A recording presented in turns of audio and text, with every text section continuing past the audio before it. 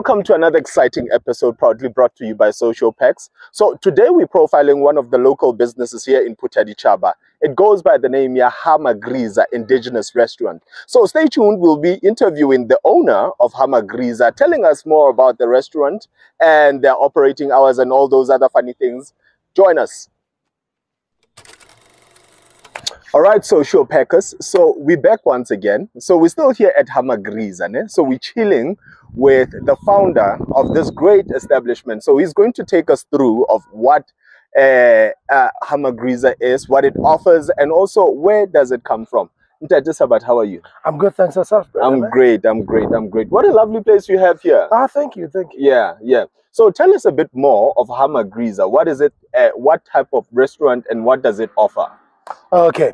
Thank you so much, and thanks for the platform and for the visit. Thank you. Magriza is an indigenous restaurant and a co-working hub. Nice. You see, if you can see the space behind you, this is where we are lunching or dining. This is our restaurant. But this space, we can also convert it to become a co-working hub. Nice. If you guys are hosting your workshops, your seminars, your meetings, we can accommodate you here. Nice. We can also accommodate performances, theater, because this space as well also serves as our backyard theater. Nice. Theater that is within the community, a theater that serves the community, a theater that will interrogate the social topics and subjects that are kind of like sensitive or in the community. In a community, yes. But here at Magriza, we sell delicious cocoa taste and indigenous food, and we pride ourselves that we cook very clean. We cook very authentic and very traditionally. Absolutely. So the space came about us looking at the place where we grew up, and a place called home for many. This was my grandmother's house. It still is my grandmother's house. That is why the name Magriza. Nice. Because Magriza now is a Kasivenek for grandmother. Yes. There's a place for many and a home for many men. Just yesterday I was telling a brother of mine that how many good memories we had of about more than 30 years now. Here on this gate and this space. And we are just fortunate that we could have spaces that we can convert and become a public space within the residential area. Absolutely. So you as, you know, the mastermind, if I can put it like that, behind this beautiful concept, what is it that struck for you and for you to make a decision to open such a unique restaurant, right, in a place like Phuthaditjhaba? Okay, firstly, we don't have anything that we pride ourselves with as Kokorians or as Koko people. We can only pride ourselves with baby and Kolo. Because kids are not a rule. Absolutely. You know? But we can't pride ourselves with certain restaurants that are franchises. They are not ours. So that is why I came about a place called Magriza. Firstly, I piloted it as a Stabumba Cafe. But that was a season before COVID, and Stabumba Cafe passed on with COVID, and then Magriza came, and then the Kimerlin thing now. But Magriza is a space where we would want to create our own things and pilot our own things and own our own craft. Absolutely. You know what I mean? Absolutely. So tell me something in terms of your menu selection, right? What is it, so that we educate the viewers, or maybe we inform the viewers rather, what is it that you guys offer that is different as opposed to these franchises and all these other restaurants that we could, you know, talk the whole day about? Firstly, I know.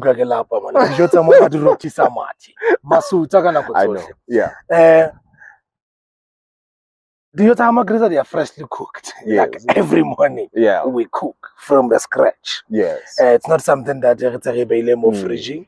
And we cook indigenously, and we serve indigenous food. So here is a house of Mokhodu and Scorpo. And then Anamix. There's a dish that we call Anamix here, which is a mixture of tequila, Melala, Maotwana, Malana. You know, you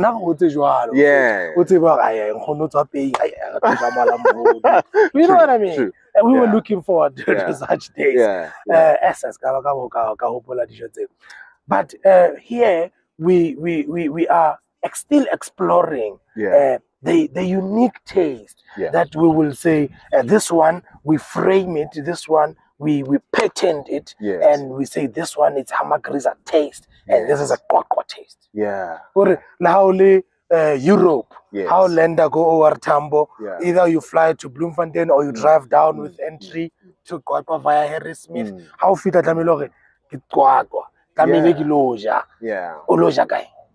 Magriza. Absolutely. Mona ka thola motoho, thola mqombothi, o thola dipabi, dikgopo. Ntho tse le hore ke tsa rona batho ba Basotho, ba re proud ka tsona and re phela ka tsona. Mona na tla thola dijalo mona bona ere this is mint ka Sotho ke poena. So how fita mo ntse go khlela ga gadi o etsa metsi a womo wa go khella mo kena ka mfetho wa kile na le khala mahala ka you know the indigenous plants that goes with our indigenous and absolutely because now if one were to go back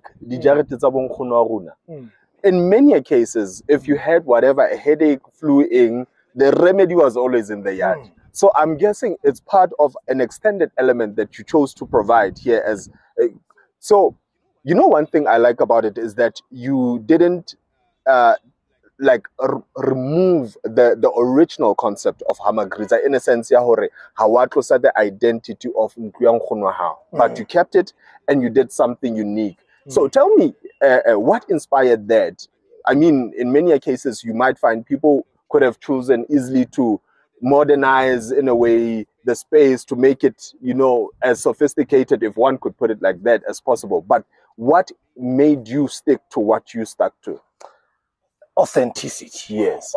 We need to be original. Yeah. You see, we are surrounded by guest houses. Absolutely. Kamona, we have a lodge. Yeah. Kamona, we have a guest house. So now when we have guests from South Africa or outside South Africa, when I say to them, this is my grandmother's house, that with the look, the feel inside must resonate that. Because now if we revamp it, we give it the now 2024 taste, it's not going to be the original concept. We're going to lose that originality of it. But we're trying so much to keep it as original as possible. You know, and we can tell a story before 2010, before 1999. This house was still the same. It only changed color. But it's still the same house. The same house. The original windows, original doors. On the floor, it's still the original slab. Phuthaditjhaba, no tiles, nothing. Just fell on Khunu of it, it's original. So that's what we wanted to keep. And also to identity, you know. For one day we might find ourselves that Phuthaditjhaba has changed to be something else, and we don't have 4 rooms anymore. And then, but we must still have this one, so that we can tell the history and the and preserve our heritage. Phuthaditjhaba was formed on this particular year, and these were the kind of houses that were built then, and up until to where we are. So that's the kind of motivation, and also we want to keep it as original as possible. You can go to Soweto, go Vilakazi, you will see Mandela House, it's still the same. But people go now visit there and they pay to see. That's where we are going. My grandmother is as old as ANC. You know what I mean? So that's one of the significant things that makes us not to change too much. We want to keep that 1912 kind of feel. Now, a person who was born in 1912 lived here, and she passed away in 2008. And she was very old. She always say, "Na Mandela kimshima no nemo." And so and then now something. But the legacy, the life that Arifile Nyona still lives on. Beautiful, beautiful. So to wrap up this amazing interview, so by the way, this is the first part of a bigger interview that we're actually going to conduct here. I think we still need to do a proper visit, sit down, enjoy the African cuisine that is provided here, and also get to touch base. We can even take a tour inside, so that we can you can also have that that we're trying to establish and tell to the world.